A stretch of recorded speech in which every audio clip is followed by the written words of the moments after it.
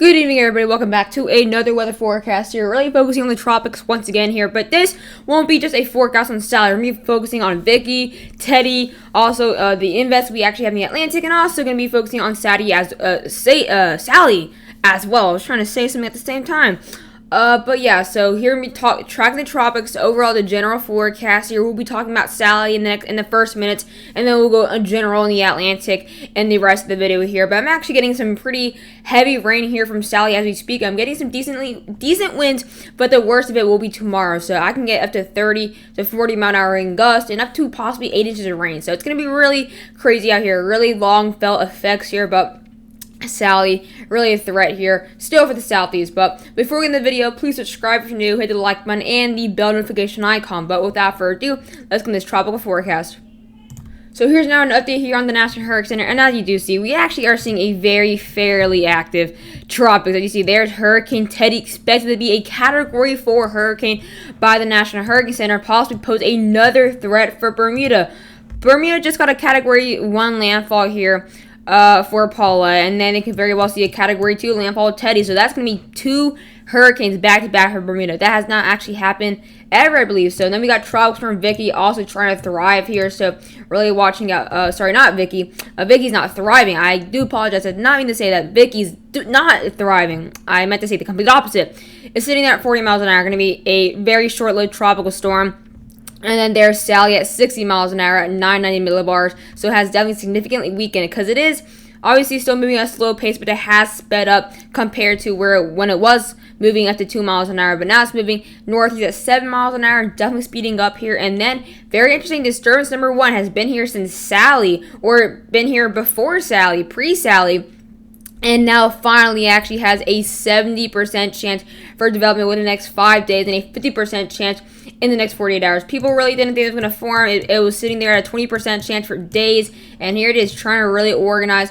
And then we got a very big threat potentially there, disturbance number 2, at also a 70 and 50% chance here in the next 5 days. So really going to be watching out for maybe 2 more tropical development here. That's going to just going to be really it's going to be a really extremely active September still to come. So here's looking now at the satellite imagery, and as you do see, we're seeing a lot of cloud cover in the southeast here from Sally. Low pressure sitting right there at southern Alabama, but you see the northeastern quadrant really seeing a lot in the worst of the rain right now, which is why we do have the extended moderate risk as far as northern Georgia and South Carolina. But as you see, I'm in the middle of this cloud cover, so it's gonna really head towards me overnight here. But as you see, though, a lot of cloud cover here, so it's gonna be really cloudy over the next coming 24-hour period, 30-hour period, really depending where you live. But we do have flash flood watches as far as Virginia Beach, so it's really extensive and almost a guarantee to see a lot of rain for the southeast. But conditions are trying to clear up here, cloud cover wise, for the Gulf Coast, but it won't be clear enough until tomorrow morning, because obviously night's gonna be coming, so you can't really see if it's clear or not. But I can just see it. It's bringing a lot of cloud cover, a lot of rain. We actually had 2 tornado warnings in southwestern Georgia near Albany not too long ago. But obviously we do have that tornado risk. A 5% chance is issued here for the day 1 outlook. So this is just what we're seeing here. Satellite imagery really obviously scattered. You can kind of see that low pressure there in that little opening in southern Alabama, but low pressure is going to continue to go northeast at 7 miles an hour, and that's possibly going to go around the Macon area, and then start to go more of eastward direction, and then head toward the Carolinas here. So here's looking at the National Hurricane Center. As you do see, like I said, they're going to go northeast, and then kind of go more of an eastern-like direction. But as you see, we're still seeing tropical storm force winds for the other side of the Panhandle, not near the Alabama-Florida border, but where it made landfall. We still have tropical storm warnings. We do still have tropical storm warnings. Not only that, we still have tropical storm winds. I mean, this is bringing in long-term effects here. I mean, it's going to bring in a really extensive time period of just pure tropical storm winds here. I mean, at this time yesterday, the tropical storm winds were really hammering the coast, and 24 hours later, they're not even done yet. But tropical storm warnings do maintain for areas near Pensacola, Panama City here, portions near Destin, and then even those tropical storm wind extents actually go as far as Montgomery, even near Auburn. So it's really very big extensive wind field, which will diminish and it will get smaller over the time period, but it's going to be to the point where Atlanta can still get tropical storm winds because it's so big right now. It's going to get smaller over inland areas, but it's still going to be big enough where Atlanta, even my area, can possibly see tropical storm winds because look how close it is. It's going to go north of Macon there. That's going to leave that general area right here to possibly have at least tropical storm wind gusts, but going to be fully tropical depression there over Macon and Georgia and central Georgia, and then become post-tropical depression, which is going to be seen as a non-tropical low at this point. It's going to be post-tropical, but this is what we have for Sally. So here's looking now at the NAN 3KM model. This is just going to be a very detailed radar here. I would use like a general GFS or big global models, but those aren't really super detailed. But as you see, we're starting to see that rain in my general area in the next coming hours here. But the worst of it, obviously, going to be in that northeastern quadrant, which of course will be Alabama and areas near the western Georgia area. But extremely heavy rain still for portions of the southwestern Alabama area, Troy, Dalton, Alabama. You guys are getting the worst of it right now, but as you see, overnight, that rain's going to go straight over the edge of Georgia, and then into early tomorrow morning, around 8 a.m., kind of 7 a.m., it's going to hit the areas of my area, even northeastern Georgia, the hard. It's going to hit Athens really hard, Gainesville really hard. It's going to be hitting areas near Tallulah Falls really hard, getting to now Greensboro, Clemson. You guys can get really extremely big threats for flash flooding here, under a slight risk with a moderate risk, not too far. But the worst of it, we'll kind of get to Metro Atlanta next coming hours here. I'll say a good 5 hours, and then it'll be kind of just getting, conditions will get worse from there, winds will get heavier, and then things should possibly clear out by kind of mid-afternoon, early afternoon Friday for areas in Georgia. Conditions should clear out overnight for portions of Alabama, really. And then this condition will get a lot worse for the Carolinas. Actually, we see a potential for severe weather threat here at this point. Potentially seeing a rather big linear area of storms. Check out now the total accumulated precipitation, because obviously that's the big threat here for inland areas, the flash flooding. And as you see, this is exactly why we do have flash flood watches all the way up to Virginia Beach. Expected to see another 9 to 10 inches of rain for areas of the Georgia and Alabama border. This is just showing you how that northeastern quadrant is going to be just mental, just the extreme tropical downpours, even though it'll be tropical depression by then. But, I mean, this is just showing you that rain's a big threat. My area is expected to get around 5 to 6 inches of rain.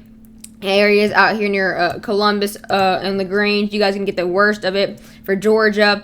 And then going to be seeing scattered areas in Virginia, scattered areas in North Carolina, even scattered areas in Georgia after that. That can see over 7 inches of rain. I mean, look at that. Virginia up to around 9 inches of rain. This is just going to be a long-term area. This is going to be the area where we're going to be seeing those flash flood watches. We're going to be seeing some big threats. Also, wind advisories have actually been issued as well for the southeast here. And that's going to possibly cause some power outages with the wet soil.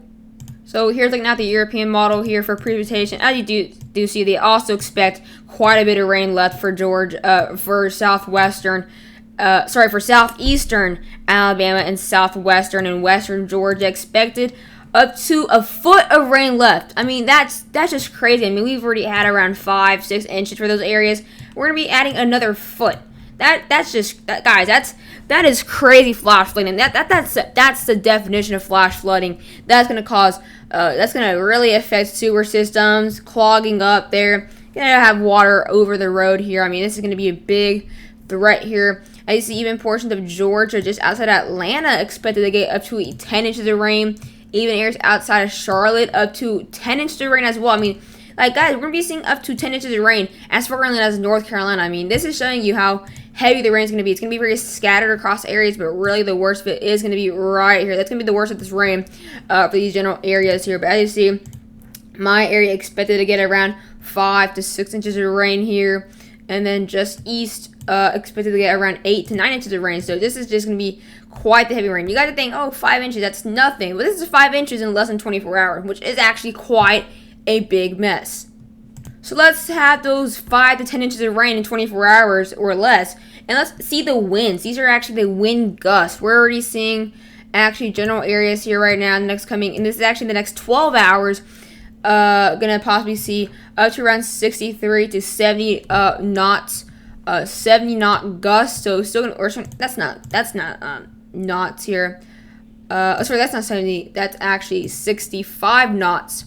That's around 75-mile-an-hour wind gusts. That's gusts, guys. We're still going to possibly see Category 1 wind gusts for those general areas. Going to see already for portions of northeastern Georgia, 26 knots. Areas as far as South Carolina, 27 knots here. Portions of western Georgia going to start getting those tropical storm wind gusts there. And as you see, though, look at this, 56 knots. That's 65 miles an hour. That's gusts, 65-mile-an-hour wind gusts. Based on the European, for portions of north central Georgia, my area expected to get around 40 to 50 knots there.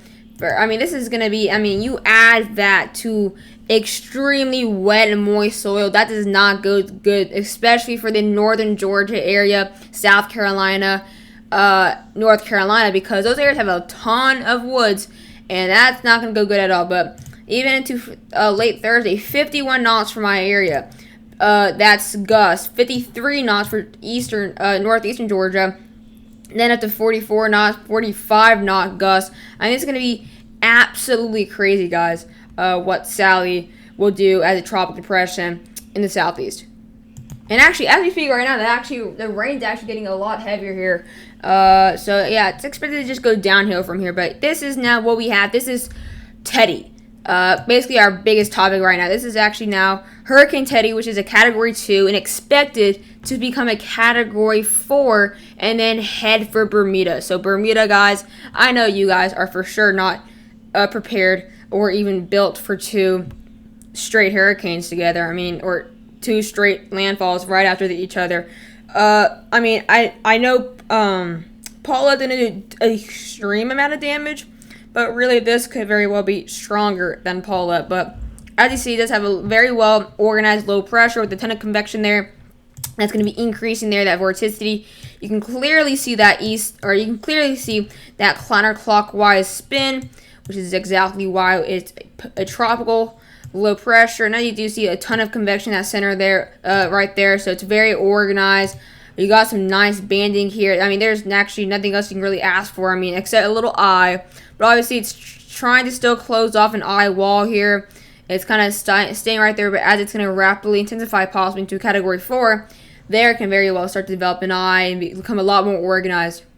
So here, looking at the cone, as you do see, there we got the wind field actually smaller than Sally, and Sally still is actually a tropical storm right now. That's just showing you how Sally's wind field is so big, but expected to be a major hurricane by 2 p.m. tomorrow. So it could be a major hurricane tomorrow and then become a Category 4 possibly by 2 a.m. Friday. So it could very well rapidly intensify and heading straight for Bermuda here. I mean, it's just right now, the National Hurricane Center doesn't show a direct landfall. The National Hurricane Center shows it going like just east like that.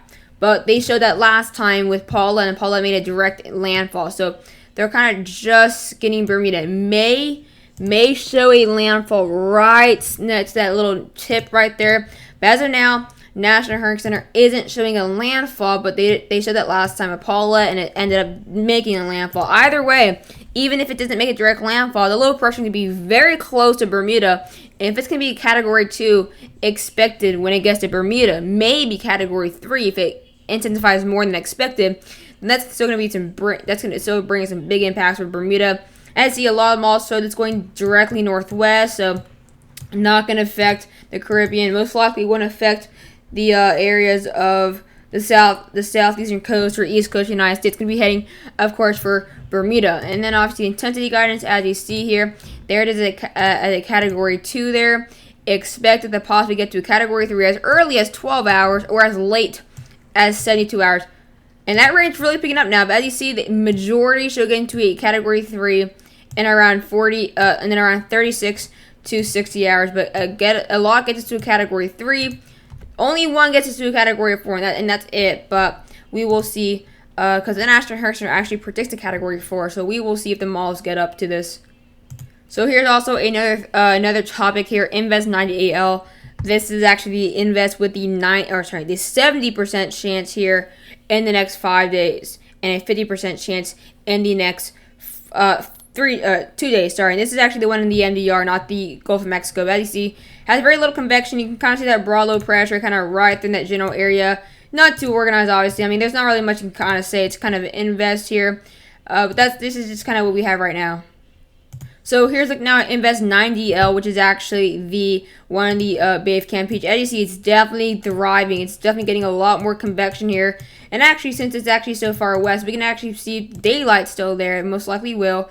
You can actually see it on visible. But this is definitely thriving a lot. It's getting a lot of convection, getting a lot of structure, expanding in convection and vorticity. So, I mean, this definitely has my interest here. But there it is. I mean, kind of really blowing on convection. You can just see how high those egotops are. I mean, this is showing you it's really taking advantage of this warm 29, 30 degrees Celsius waters in the Bay of Campeche. As of right now, it's kind of just staying where it is right now. It's not really going really at a fast pace. It's kind of just staying where it is, but really just really watch that because it is definitely really very something to keep in mind as National Hurricane went from 20% chance to now 70% chance. So we're just they definitely have confidence in this system. The bad news with 9DL, it could do a really weird turn and actually head back north. I mean, this system actually went like this. This, guys, if you guys don't know, this actually was going south the whole time. This has been going south the whole time, but it seems like models are showing it now going back north, of course, because another Gulf landfall is what we want, of course. I mean, but no. I mean, really, again, another Gulf storm landfall. I mean, Louisiana got Cristobal. Louisiana got Laura. And then Alabama, Mississippi, and Florida get Sally. I mean, what else do we need? Obviously, we've got Hannah as well here. I mean, we've already had 4 Gulf landfalls, and it's, I mean, only September. But as you see, it's expected to possibly go directly back north. I mean, there's a big area of uncertainty. But it seems like a lot of the models are getting back to Louisiana. Want to get to, and then they should kind of like turning before landfall, like going like this. So does that mean Texas? I had no idea, but really, I mean, it's definitely aiming for the Gulf Coast. I mean, I'm really, you go south the whole time, and now you want to go. I mean, now you want to go north. Like really, models on this, which has just caught on here, get majority actually 99.99% of these get into a tropical cyclone from 24 hours there to around 72 hours. So a lot of them get to a tropical storm, and only one gets to a hurricane. I mean, obviously it has to get its act to actually become a hurricane. 98L, which is the one with the 70% chance of the MDR. This actually, models have been studying this going more and more south. So could it actually affect the Caribbean? Could this actually be the storm of the MDR for once in a couple weeks that actually hits the Caribbean? That's actually very likely here. It's actually very likely. It doesn't look like it's going to go out to sea like that, like Renee has done, like Paulette has done.